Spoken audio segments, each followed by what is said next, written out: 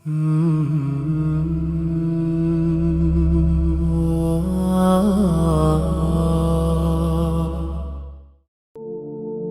باللہ من الشیطان الرجیم، بسم اللہ الرحمن الرحیم۔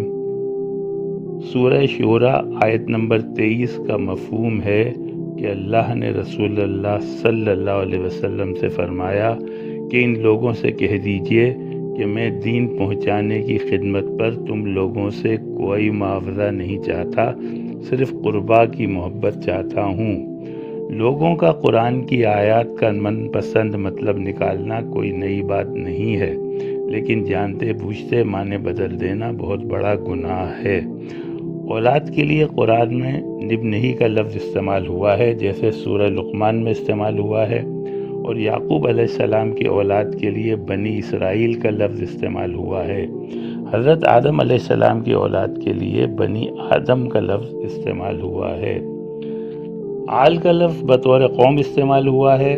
قرآن میں آل فرعون کا لفظ استعمال ہوا ہے، اس کا مطلب فرعون کی اولاد نہیں ہے، بلکہ وہ لوگ ہیں جو فرعون کی پیروی کر رہے تھے۔ ان پیروی کرنے والوں کو آل فرعون کہا گیا ہے۔ اسی طرح اہل بیت کا لفظ گھر والوں کے لیے استعمال ہوا ہے۔ سورہ ہود آیت نمبر 73 میں آتا ہے کہ فرشتوں نے ابراہیم علیہ السلام کی زوجہ محترمہ سے کہا کہ اے اہل بیت، تم پر اللہ کی رحمت اور برکتیں نازل ہوں۔ یہاں یہ ثابت ہوتا ہے کہ زوجہ بھی اہل بیت میں شامل ہیں۔ اگر کوئی طبقہ بیویوں کو اہل بیت نہیں مانتا تو وہ غلطی کر رہا ہے۔ سورہ شورى میں قربا کا لفظ استعمال ہوا ہے۔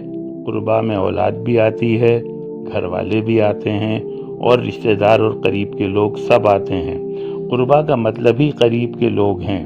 جب کسی پر اقربا پروری کا الزام لگتا ہے تو اس کا مطلب ہوتا ہے کہ وہ اپنے گھر والوں، رشتہ داروں اور دوستوں کو نواز رہا ہے۔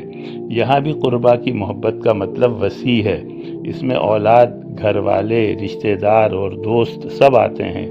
اس قربا کے لفظ کو صرف گھر والوں کے لیے مخصوص کر لینا غلطی ہے۔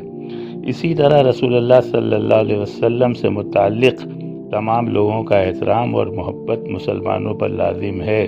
قربا کے زمرے میں اہل بیت، حضور کی اولادیں اور ان کے صحابہ سب آتے ہیں۔ صدق اللہ العظیم۔